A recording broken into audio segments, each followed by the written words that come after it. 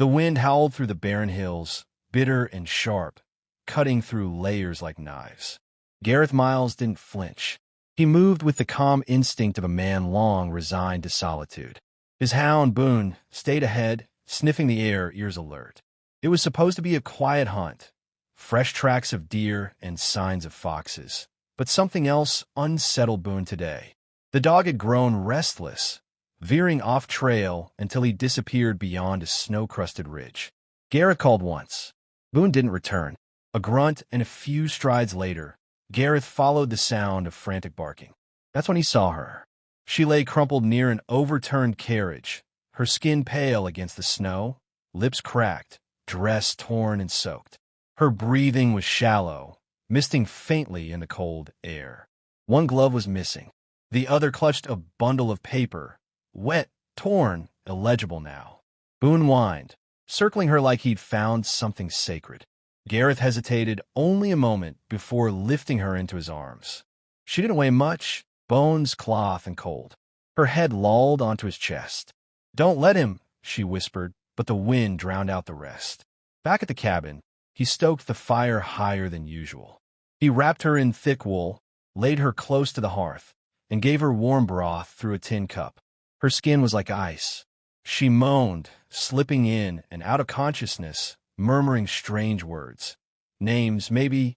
Caroline, signed it mistake. She didn't wake that night. Gareth sat beside her anyway, watching the slow rise of her chest, the flush creeping back in her cheeks. He wasn't sure why he hadn't left her. It would have been easier, cleaner. But something in her voice, something in the way Boone had whimpered when she lay motionless, stuck under his skin. By morning, she stirred. "Where am I?" she croaked. "Safe," Gareth said. "You were half dead out there." She tried to sit, failed. "I was running. The carriage tipped. I don't remember. You shouldn't be moving. You need time." Silence stretched, heavy and uncertain. Her eyes scanned the cabin. Stone fireplace, shelves of tools, dried herbs, and a rack of salted meat. Boone lay at her feet, head resting against her leg. She relaxed slightly. He didn't ask questions. Not yet. She didn't offer answers. He learned her name from the letter he found near the fire after she dozed off. Rosalie Quinn. There was no cinder, but the paper looked official. The ink had run. The days passed in silence, broken by the clinking of bowls and the occasional word. Gareth cooked. She ate slowly. Her strength returned little by little. When she could walk, she moved like a shadow, quiet, cautious, always glancing toward the door as if expecting someone to burst through it. She didn't talk about what she was running from. Gareth didn't press, but he noticed the things she didn't say. Her eyes lingered too long on the road, visible from the window. She jumped when the wind slammed the shutters. And once, when she thought he wasn't looking, she tore up the remnants of that letter and fed them to the fire. Gareth found himself watching her when he shouldn't have. She had a quiet beauty, not polished or practiced, raw, like the land itself. Her voice had a soft lilt, foreign to these parts. Her hands, though delicate, bore faint marks of someone who'd worked. Someone not born to comfort, yet not hardened either. One night, after supper, she asked, "Why did you help me?" He thought for a while. "Didn't feel right leaving you." "That's not the same as wanting me here." He shrugged. "Boone seems to like you." She smiled for the first time. It changed her face completely, like dawn breaking over frozen ground. But behind it was sadness, a sadness that didn't go away. Later that evening, he heard her crying behind the cabin. Not loud, just enough for someone who cared to notice. The next morning, he found a pendant near the hearth. Simple silver, engraved. He didn't recognize the symbol, but pocketed it. She didn't mention it. By the end of the week, she walked without stumbling. She helped cook. She cleaned the rifles, asking about powder and trigger weight like someone who'd never held one but wanted to learn. She laughed once, at Boone chasing his tail, and apologized after like it wasn't allowed. Gareth caught himself waiting to hear her voice each day. But she still hadn't told him anything real. Who she was, what she was escaping. One night, while fixing a broken hinge, he noticed her standing outside, staring at the snow, clutching the doorframe like it was the only thing holding her upright. "You think it's safe now?" she asked. Depends what's out there. What if I told you I wasn't supposed to be here? She asked. That I signed something, made a mistake, and now someone's probably looking for me? He didn't answer. Not yet. Something in her voice, it wasn't fear anymore. It was guilt. She stayed. Days turned to weeks. Gareth let it happen without thinking too hard. He didn't ask her to go. She didn't ask to stay. The silence between them grew comfortable, like a truce neither named. He hunted, chopped wood, tended snares. She cooked, cleaned, stitched what needed mending. No one said the word home, but the rhythm felt close enough to pass. Her color returned. Her voice steadied. She smiled more often, even laughed at Gareth's dry remarks. There were moments when her eyes met his and held, not by accident, and yet, always a pause before she looked away. Like she knew the line neither had drawn, but both could see. She told him her first name was Rosalie, confirmed only that she'd been sent west by arrangement. No mention of the man waiting at the end of that journey. When Gareth asked if she had family, she said, "Not anymore." When he asked if someone might come looking, she replied, "I hope not." One night, while snow piled against the cabin and the fire crackled low, he caught her humming by the window. The sound was soft, aching. She stopped when she noticed him listening. "I used to sing when I was nervous," she said. "Are you nervous now?" "Only sometimes." Boone stirred at their feet. Outside, wind howled. Inside, the air grew heavy. Neither of them moved for a long time. The next evening, she touched his arm while passing him a bowl. The contact was brief, but her fingers lingered just enough to burn. Later, she asked about his past. He gave short answers. Lost a brother. Lost a girl. Came west to forget both. She didn't ask more. She began leaving a second cup of coffee beside his chair each morning. Her scarf hung next to his coat. Her hairbrush sat on the shelf near his shaving kit. Slowly, without planning, they shared space. Their routines merged. The blizzard came early that month. For 2 days, snow trapped them inside. Supplies held. They played cards. She asked about his scar. He asked about the tune she hummed. No lies, but not the full truth either. They stood closer by the fire. Words faded into silence. Their eyes said more than either dared voice.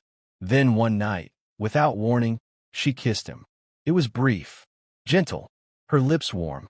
He didn't pull away. "I'm sorry," she said. "That wasn't fair. You don't have to apologize."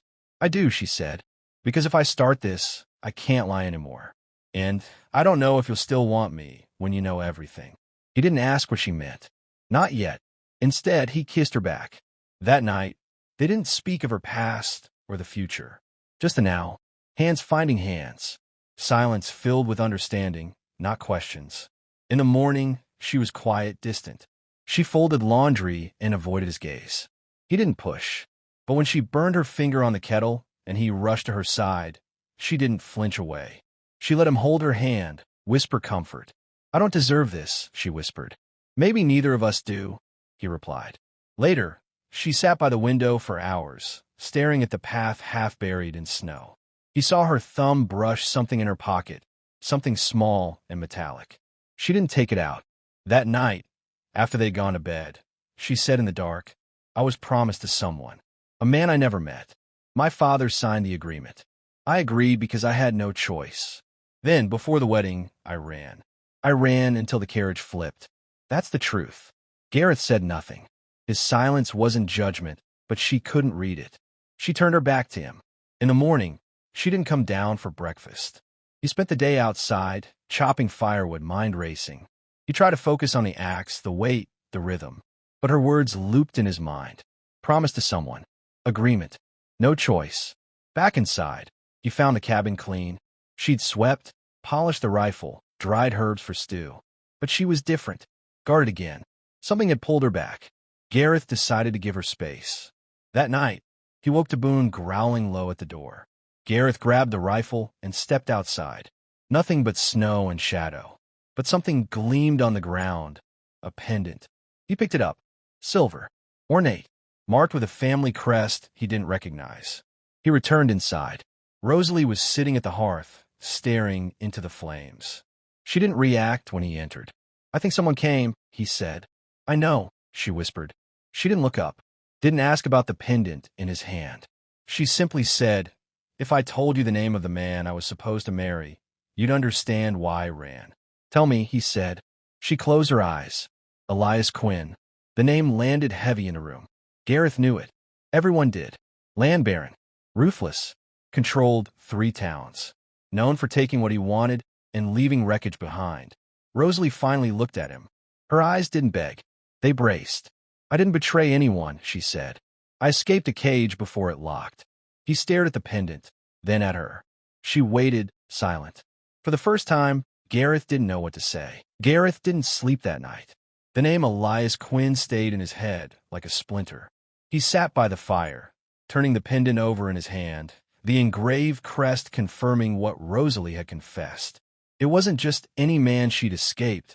It was that man.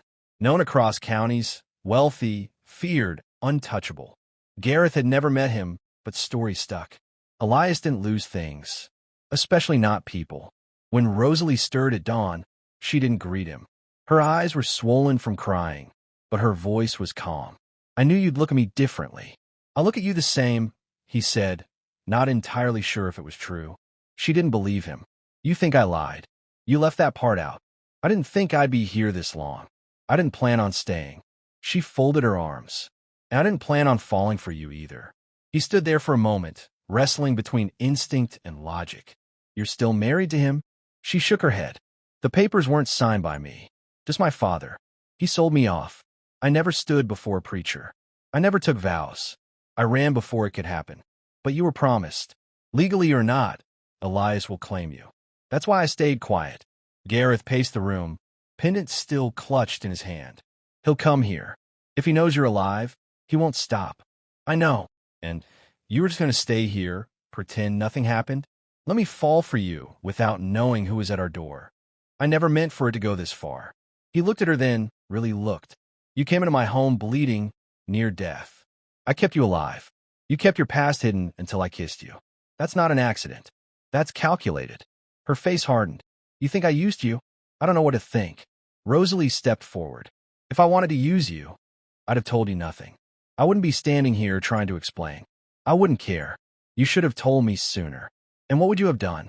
Toss me out? Send me back? He didn't answer. That silence was enough.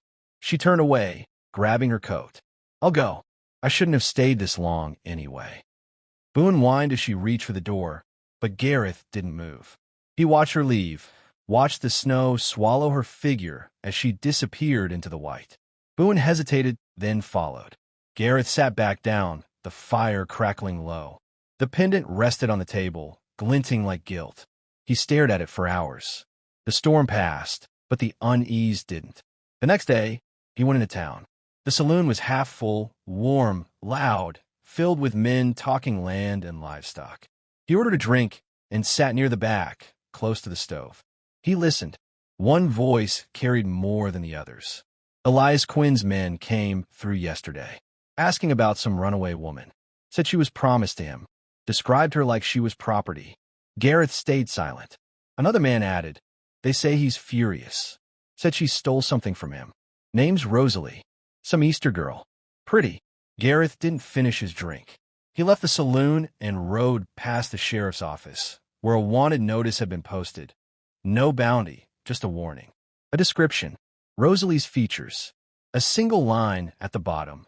Quinn offers a private reward for information. No law backing it. Just power. Back at the cabin, everything was as she'd left it. Her scarf hung on the chair. The tea she made still sat cold in the kettle. He stared at the empty place where she used to sit and realized the quiet felt wrong now. Boone came back 2 days later, limping, coat matted with snow. No sign of Rosalie. Gareth followed the tracks until they disappeared near the riverbank. He called her name. Nothing. He waited until sundown, then built a fire, hoping she might see the smoke. She didn't come. He found her again by accident. 2 days later, in a half-collapsed trapper's shack 5 miles north. She was pale, fevered, coughing hard. What are you doing here? He asked, wrapping a blanket around her. I didn't want him to find you, she whispered. If I left, maybe he'd stop looking. You think that bastard cares about anything but control? She didn't answer. She just shivered against him. I don't care what you were promised, he said. I care what you chose. and you chose to run. I chose you, she said, eyes wide and wet. But I didn't know if you'd still want me after the truth. He brushed her hair back, feeling the heat of her fever. I never wanted to lie, but I'd rather have your truth than someone else's fantasy. She closed her eyes, leaning into his touch. For the first time since she left, she looked at peace. Outside, snow began falling again, quietly, as if to cover everything that had come before. By morning, her fever broke, but the shadows in her eyes remained. Gareth packed supplies while Rosalie sat silent, wrapped in blankets, watching the forest like it might speak. He didn't push her to talk. Instead, he handed her water, helped her stand, and guided her back toward the cabin. Boone led the way, never straying more than a few steps ahead. Back home, everything felt different. Her scarf still hung where she left it, but now it felt like a thread connecting something fragile. Gareth cleaned the wounds on her hands. She didn't flinch. He asked if she could handle a rifle. She nodded. The air between them had hardened, no longer uncertain, just tense with what might come next. That afternoon, the first rider appeared on the ridge. Just one, silhouetted against the sky. Gareth stood at the door, rifle in hand, watching until the figure turned back. No words were exchanged, just a message delivered through presence. They were close.